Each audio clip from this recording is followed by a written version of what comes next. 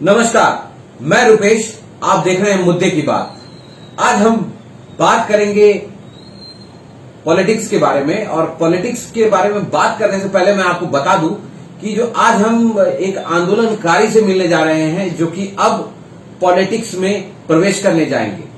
अभी मैं आपको बता दूं, अन्ना हजारे के आंदोलन में कार्यकर्ता रह चुके और वहां पे आंदोलनकारी रह चुके नियाज अहमद ये हमारे साथ जुड़ चुके हैं और हमारे स्टूडियो में मौजूद हैं। इनसे मैं आपको मिलवाऊंगा।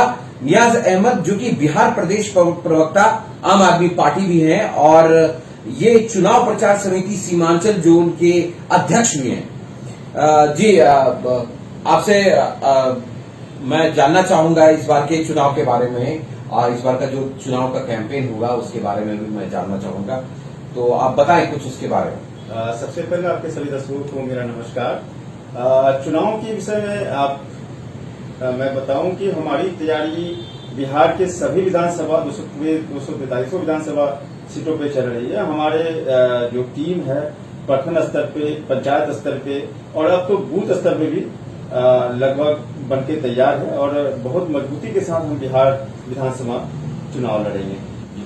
हमारा प्रखंड लेवल की टीम बन चुकी है, पंचायत लेवल की टीम भी बन चुकी है, बूथ स्तर पर भी हमारा बहुत जोरों से काम चल रहा है। बिहार के सभी विधानसभा सीटों पे हमारी तैयारी चल रही है। चुनाव की घोषणा भी हो गई है। हमारे जो प्रभारी हैं संजय सिंह जी जो है राज्यसभा सांसद, उन्होंने चुनाव लड़ने की घोषणा भी कर दी है कि बिहार में जब भी चुनाव होगा तो पार्टी चुनाव लड़ेगी, आम आदमी पार्टी चुनाव लड़ेगी और पूरी मजबूती के साथ चुनाव लड़ेगी। सारी सीटों पे आप लोग चुनाव लड़ने जा रहे हैं? सारी सीटों पे हमारी तैयारियां चल रही है। अब कितनी सीटों पे लड़ेगी ये हमारा शीर्ष नेतृत्व इस पे जो भी फैसला लेगा हम जाएंगे उस पे चुनाव लड़ने के लिए, मगर तैयारियां जरूर हमारी चल रही है। सारी सीटों पे तैयारियां हमारी चल रही है और अच्छे से बड़ी मजबूती के साथ हम तैयारी कर रहे हैं। चुनाव नजदीक आ रहा है, जैसे कि आप जान ही रहे हैं कि जो चुनाव में हर नेता जो है, जनप्रतिनिधि जो होते हैं,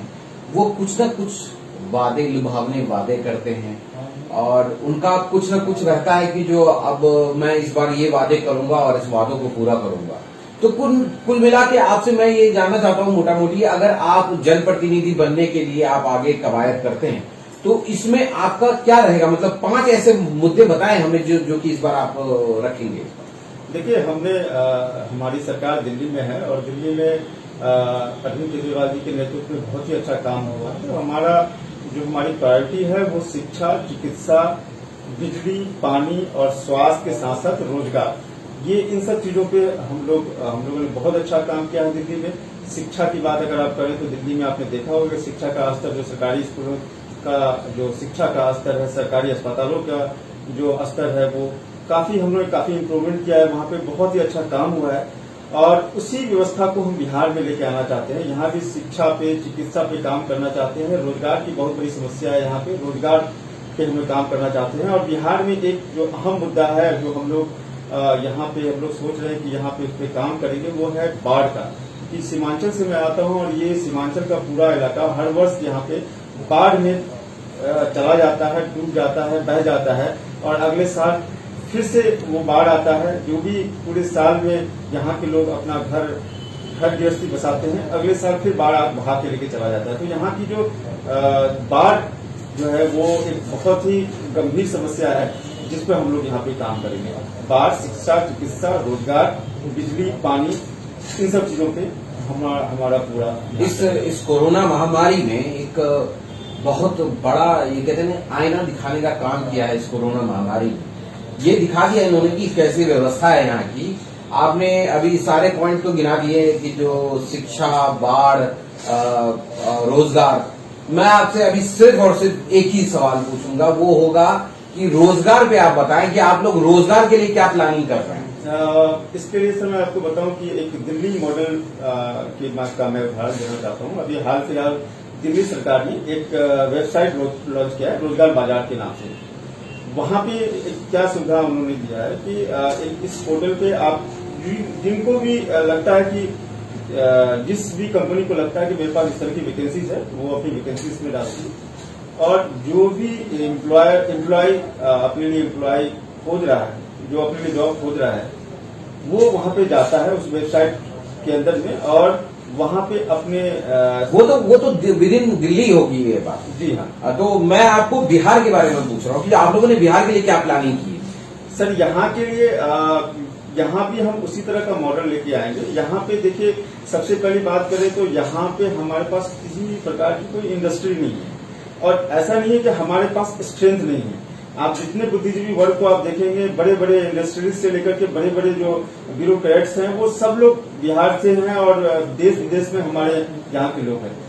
वो जो यहाँ से प्लान करके चले गए हैं, उनके दिल में भी इच्छा है कि बिहार आकर के अपने मातृभूमि का के लिए कुछ न कुछ करे। आपको मैं इस बात पर रोकना चाहूंगा। आप ये कह रहे हैं कि जो बिहार में अभी जो मुख्यमंत्री हैं हमारे, इन्होंने मुख्यमंत्री जी ने कहा, सुशासन बाबू जिनको कहा जाता है, सुशासन बाबू ने कहा कि हम इंडस्ट्रियल हब बना देंगे बिहार को।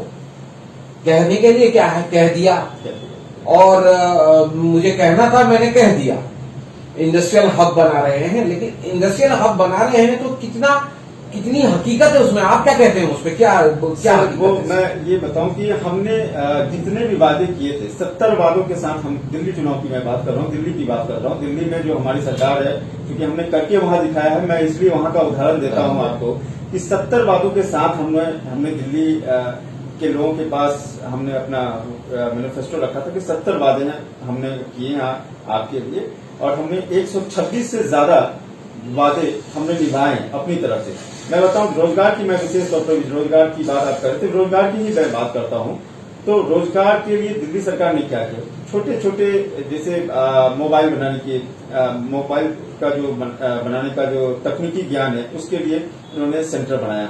ऐसे ही कई जितने भी फ्रिज है, टीवी है, ऐसे ऐसे छोटे छोटे स्कूल टाइप के लोग टेक्निकल सेंटर दिल्ली गवर्नमेंट ने बनाए। तो ये बनाने के बाद जो टेक्निकली जो ITI वगैरह में जो जाते हैं, डिप्लोमा वगैरह करके लड़के आते हैं और वहां से फिर जाकर के जॉब गेन करते हैं, तो यहाँ पे बहुत शॉर्ट पीरियड के लिए 3 महीने 4 महीने की ट्रेनिंग होती है और जॉब एश्योरेंस की गारंटी देती है। क्योंकि कंपनियां जो है, जो बड़ी बड़ी कंपनियां हैं, जितने भी MNCs हैं, उनको ऐसे टेक्निकल जो किसी भी जगह डिप्लोमा वगैरह करके लोग आते हैं या किसी भी सेंटर से पास आउट लड़के होते हैं, उनको उनकी रिक्वायरमेंट होती है। जब उनकी वैसे बहुत सारे लोग, बहुत सारी कंपनियां हैं जो मतलब आप कहना चाहते हैं कि जो स्किल डेवलपमेंट का काम काफी स्तर पे वहां पर किया गया है? बिल्कुल वहां हो सकता है और यहाँ भी हो सकता है ये चीजें। यहाँ पे अगर हम छोटे छोटे सेंटर्स अगर बना दें, हम छोटे छोटे सेंटर्स बना दें, जैसे आप देखें कि मोबाइल की दुकान अगर आप अपने सड़क पर निकल जाइए 5 किलोमीटर के रेडियस में, तो लगभग नहीं तो नहीं 150 दुकानें तो आपको दिखी जाएगी जो मोबाइल की दुकानें, और उनको कहीं भी टेक्निकल ज्ञान नहीं है, वो एक दूसरे से सीख करके बैठे हुए हैं। अगर आप टेक्निकली साउंड होंगे, वो उनको पता होगा, तो आप वहां भी रोजगार बढ़ा सकते हैं। मतलब आप एक उदाहरण दे रहे हैं कि जो मोबाइल के इनका एक उदाहरण था कि जो एक छोटी मोटी ITI की भी मतलब कि कोर्स स्किल डेवलपमेंट के जैसा ये दे के भी लोगों को रोजगार मुहैया कराने का कवायद कर सकते हैं। चलिए, मैं एक छोटा सा एक कमर्शियल ब्रेक लेता हूं और तुरंत मिलते हैं और फिर से बात करते हैं नियाज जी से, तो आगे और इनका क्या क्या प्लानिंग होगा।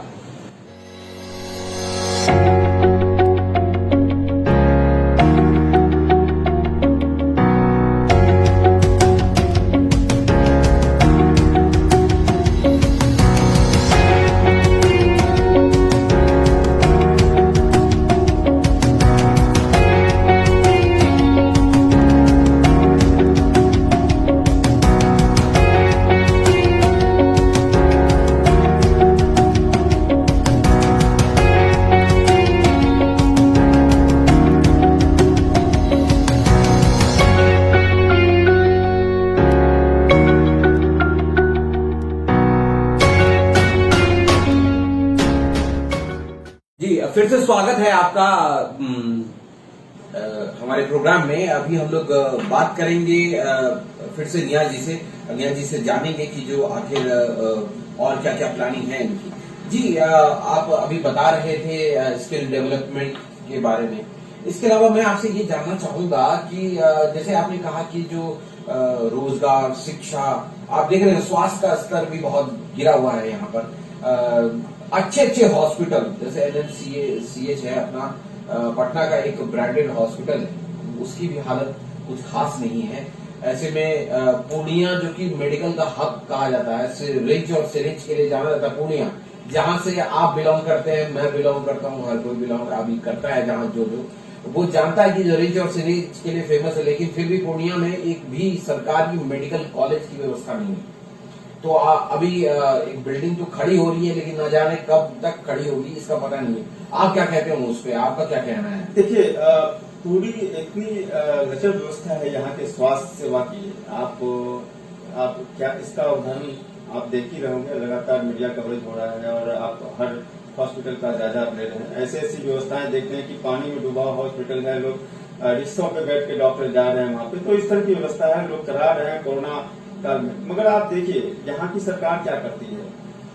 आप अगर चाहे, दिल्ली का मैं फिर से उदाहरण आपको दूंगा, क्योंकि दिल्ली में हमने वो करके दिया है, इसी कोरोना काल में हमने करके दिया है। आज की बात करूं तो वहां पे जो कोरोना पेशेंट 90% ठीक हो गए, 90% सुधार आ गया है। अब वहां पे मात्र 9,000 कुछ लोग वहां पे अब संक्रमित लोग की संख्या रह गई। और आपको मैं बताऊं, लॉकडाउन भी वहां पे नहीं हुआ था। हमारे यहाँ तो लॉकडाउन है, लॉकडाउन होने के बाद भी इतनी संख्या तेजी से बढ़ रही है, वहां पे नहीं है।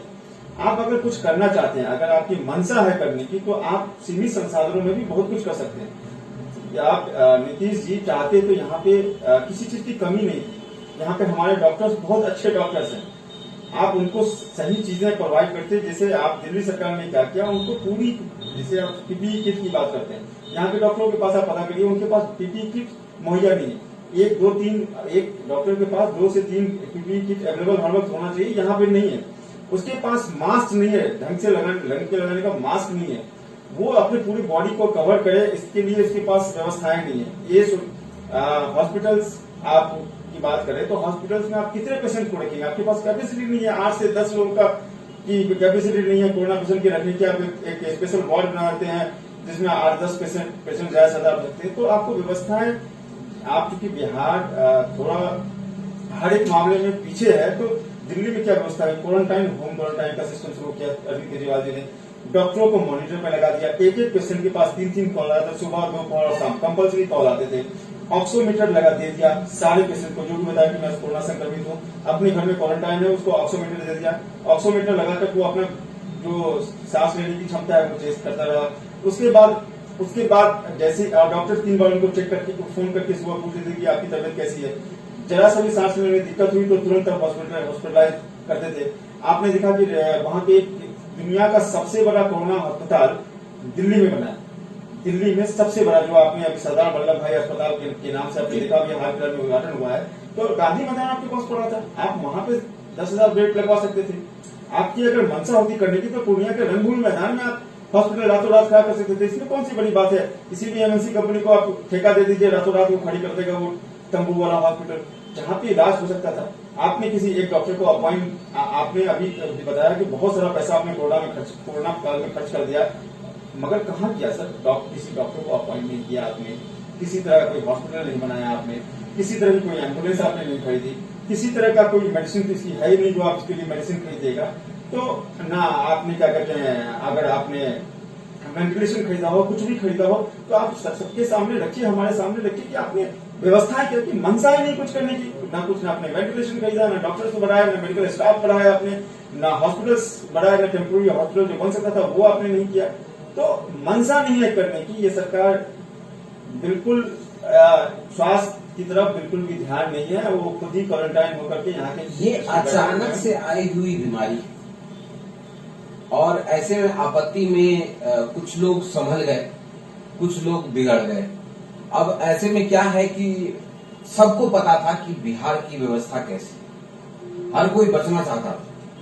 ये अचानक से आई हुई बीमारी में प्रतिपक्ष, मैं कहूंगा विपक्ष में है आप, और विपक्ष की पार्टी जो है इस तरीके के आरोप लगाएगी, साथ ना देके आरोप लगाएगी, ये कहां से लाजमी है?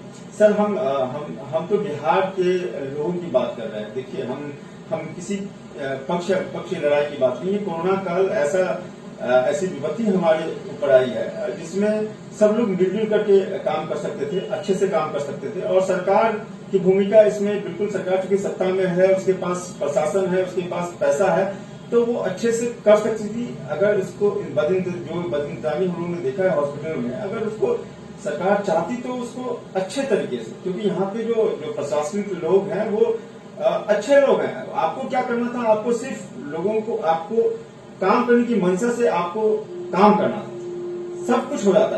जो दिल्ली में भी लिमिटेड चीजें संसाधन है, वहां भी क्या कहते हैं मंशा थी अरविंद केजरीवाल जी की, तो बड़ा अस्पताल बन गया, दुनिया का सबसे बड़ा अस्पताल बन गया। मंशा थी तो वो उन्होंने देखा, वहां पे ऐप सरकार ने निकाला, एक ऐप है वहां पे, मैं बताना चाहूंगा उस ऐप में क्या है कि किस हॉस्पिटल में कितने बेड खाली हैं आपको पता है। अभी मुझे लगे कि मैं कोरोना संक्रमित हूँ और मुझे आईसीयू की जरूरत है, तो मैं जाऊं सदर अस्पताल में, वहां पे जाके नहीं बेड फुल है, मैं किसी और अस्पताल में जाऊं तो बेड फुल है, पता चला मेरा मरीज सीरियस है और मैं चला गया। तो ये व्यवस्था एक छोटी छोटी चीजों पर बहुत बारीकियों से काम किया अरविंद केजरीवाल ने। एक ऐप बनाया, आपको कौन कौन से एलएनजीबी में कितने बेड खाली हैं, कहीं अगर बेड ही ना खाली हो तो क्या करेंगे आप? जी हाँ, आपको कभी दिल्ली में ऐसा नहीं हुआ कि दिल्ली में कभी बेड खाली में आपको नहीं। आपको कितने वीडियो ट्विटर में और कई जगह में वायरल हुए हैं कि उसकी मामी मर गई, उसकी चाची मर गई, उसकी माँ मर गए, उसके पापा मर गए, वो खुद मतलब कितने वीडियो मैंने देखे हैं जो कि मतलब कि दिल्ली के थे, और उन्होंने ये बात कही है कि जो हमें इलाज की नहीं मिलने की वजह से हमारे घर वाले मर गए। देखिए, शुरुआती दिनों में बिल्कुल मैं आपकी बात से सहमत हूँ, शुरू में ऐसा हुआ था, मगर अगले पिछले 2 महीने में आप अगर देखें तो इस तरह का एक भी केस आपको नहीं मिलेगा। और आज की स्थिति मैं बता दूं, आज वहां पे कोरोना लगभग खत्म हो चुका है, 90% कोरोना के संक्रमण। नहीं, ये बात तो मैं खत्म हो चुका है। हाँ, ये बात ठीक है आपकी, मैं इस बात को मानता हूँ। और देश के सर, मैं इस बात को बताऊं सर आपको कि देश में ऐसा कोई राज्य नहीं है जहां कोरोना संक्रमितों की संख्या घटी हो, कोई भी ऐसा राज्य नहीं है। नहीं, वैसे तो कई राज्य हैं, लेकिन आपकी जानकारी के लिए मैं बता दूं कि जो गोवा भी एक ऐसा राज्य है जो कि जहाँ की कोरोना पेशेंट का केस जो है अब बिल्कुल 0 पे चल रहा है, वहां पर अभी एक भी केस नहीं हुआ है। चलिए खैर, जो भी बातें हैं, इन बातों में अब आपसे काफी कुछ जानने को मिला। और आपको मैं बता दूं कि नियाज अहमद काफी सोशल मीडिया पे एक्टिव रहने वाले एक प्रतिनिधि हैं, हमारे युवा नेता हैं। इनका जो है हमेशा जो है आप देख सकते हैं कि जो आपको सोशल मीडिया पे लोगों से मिलना जुलना हमेशा बना रहता है। तो इनसे और भी आगे बात करेंगे, समय अभाव होने की वजह से आज का प्रोग्राम हमें यही पे अभी खत्म करना पड़ेगा। कल फिर मुलाकात होगी आपसे मुद्दे की बात में, तब तक देखते रहें प्रत्येक न्यूज लाइव। धन्यवाद।